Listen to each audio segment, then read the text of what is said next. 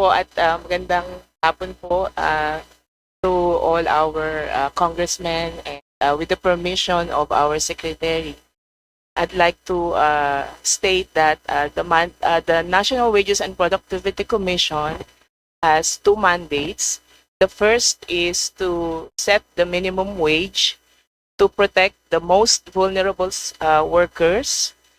And the second is to conduct an advocacy to tighten the link between wages and productivity by providing assistance on productivity improvement and gain sharing for micro, small, and medium enterprises. Thank you po. Salamat po, Mr. Chair. Para magampanan po yung mandatong binanggit nyo, kayo po ay nagre-request ng 357 million. Tama po ba? Tama po yun, Your Honor. Salamat po. Ngayon, batay po sa pag-aaral ng National Wages and Productivity Commission, yung mga wage rates po ba o mga sahod ng minimum wage earners ay sapat? Ibig sabihin po nito, sapat ito para mabuhay ka ng disente sa isang buong araw, sa isang buong buwan. Salamat po sa tanong. Yun pong question of being sapat or enough, our regional boards as an independent body analyze that in relation to the other criteria for setting the minimum wage.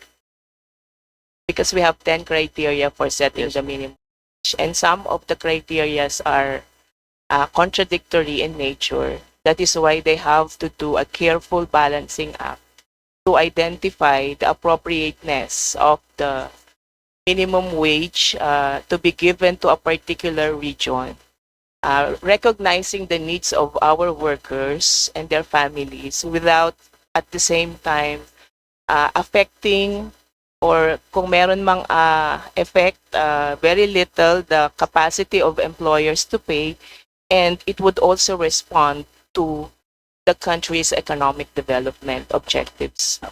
Pasimplihin po natin para mas madaling maintindihan ng mga minimum wage earners natin. Kasi nandito lang po sila sa paligid-ligid natin eh. Simple lang po tanong, halimbawa po, ang minimum wage sa NCR ay 695. Will you say na sapat po ang 695 pesos?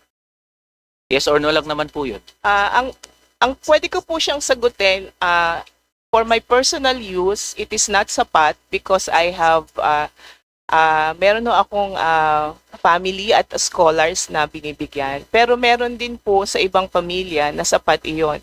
At yung sinasabi ko po kanina na ito ay nakabangga sa ibang criteria sa minimum wage determination. For example, ginagamit po namin as reference are the official statistics of our government, wherein one of the major criteria that we use is to identify the poverty threshold. And for example, in Metro Manila, the poverty threshold is at 517, which is actually Based on what year po yan? at 2023 Sige po. poverty threshold. Pupunta po tayo dyan mamaya. So, wala po tayo nakuha na sagot, no? Para sa inyo po, personally, hindi po sapat ang 695. Sige po. Para naman po halimbawa sa Calabarzon na kumikita ng 560 pesos, tingin niyo po sapat to?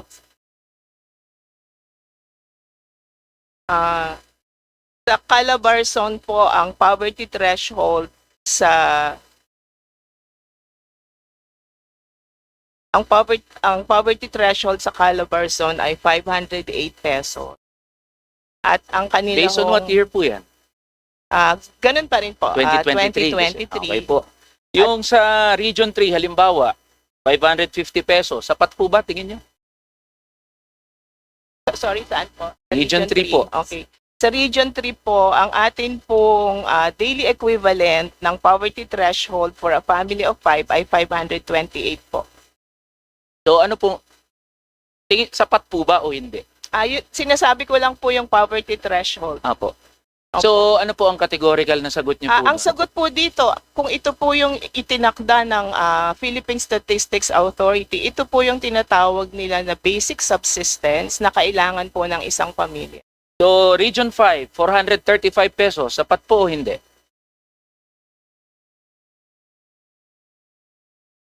Ganun pa rin po ang 460 po. Lahat po ng information na ibinibigay ko po, Your Honor, is the official statistics po na nakapublish ng Philippine Statistics Authority. Ang ginagawa po ng ating mga regional board ay mag-set po ng minimum wage, which is a little over the poverty threshold, but it should not approximate the average wage so that we have to give room for collective bargaining negotiation to flourish. Opo. So, wala pa rin po tayo nakukuha kung sapat o hindi. Simple lang naman po kasi. Kasi pwede nyo pong sabihin yan kung sapat o hindi. So, lagi nyo pong binabato doon sa poverty threshold. Mamaya po kasi pupuntahan natin yan dyan sa poverty threshold. Okay po. Ngayon, magkano po ang, if I may just ask po, kasi kailangan po natin mag-benchmark dito eh. Currently po, magkano po ang salary grade po niyo?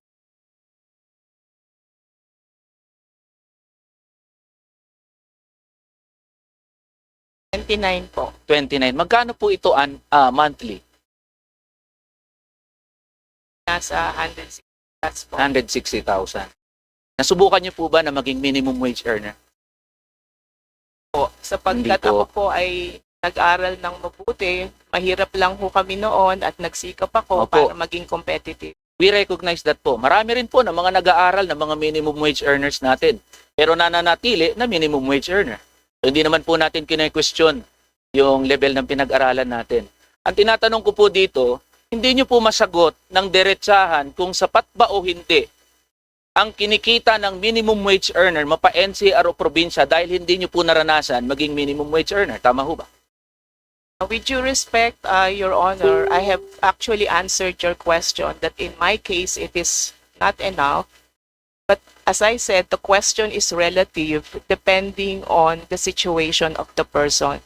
But for me to say that is not sufficient officially is not for me to say because I have already stated the official statistics provided by our Philippine Statistics Authority. Maraming salamat po. Thank you po.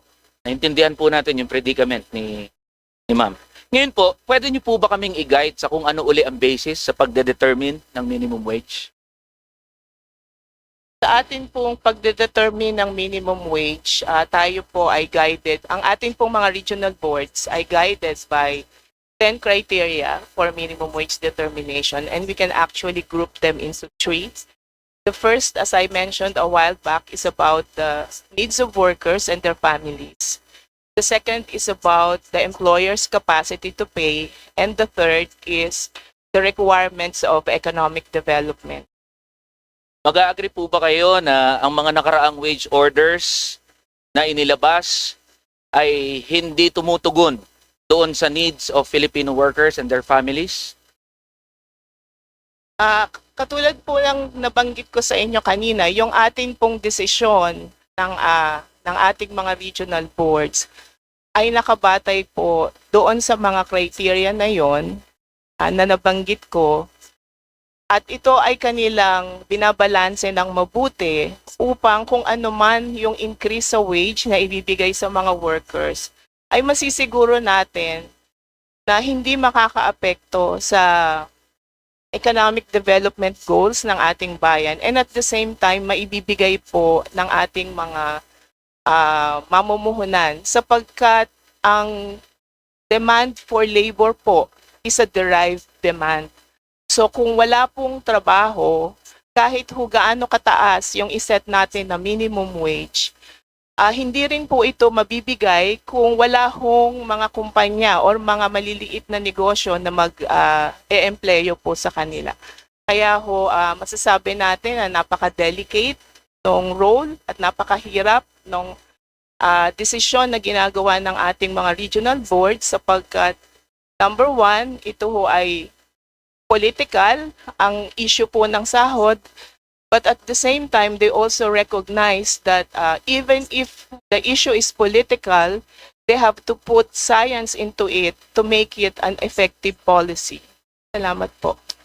May sagot po kasi doon. Actually, ang lagi pong desisyon ng mga RTWPB, so mga regional wage boards, nakapaling palagi sa interes ng mga malalaking negosyante.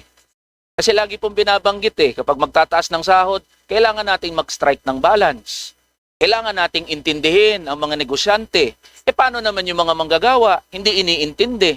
Kasi may datos na eh. Throughout the years, GDP, real GDP has been increasing.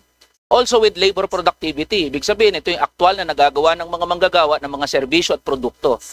In a study by UP Soler, since 2001 up until present, real labor productivity has been increasing along with real gross domestic product. Sabihin, maraming naiaambag ang mga manggagawa sa ekonomiya, marami rin ang kanilang nagagawa ng mga produkto at serbisyo. But if you're going to take a look at real wages since 2001, real wages have remained virtually the same or stagnant. So the question is, who benefits from the growth of our economy and the growth of our labor productivity? Madali po nating i-deduce doon, Mr. Chair. Ang nakikinabang po ay mga malalaking negosyante at hindi ang mga manggagawa. So whenever we demand for higher wages, that is what we are particularly taking a look at. Yung share, just share in the fruits of production na iniambag naman ng mga manggagawa. And we can always take a look at data. Year by year, the Forbes, tignan na lang natin yung mga pinakamalalaking negosyante, individual at mga pamilya.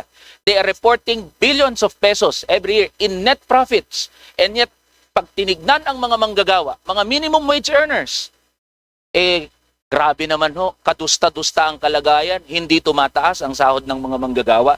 So would you care to comment with that? Kasi may sagot na ho eh. Ang mga regional wage boards kailanman ay hindi pumaling sa interes ng mga manggagawa at laging kinukonsidera ang interes ng mga malalaking negosyante. Kawawa naman ho ang mga manggagawa. So yun po ang pinupunto natin dito kasi you cannot say na balanse ho natin, tatos na nga ho nagsasabi, tumataas ang economic productivity, tumataas ang labor productivity ng mga manggagawa, and yet the real wages of workers have remained virtually the same since 2001 up until the present. Mahalin mo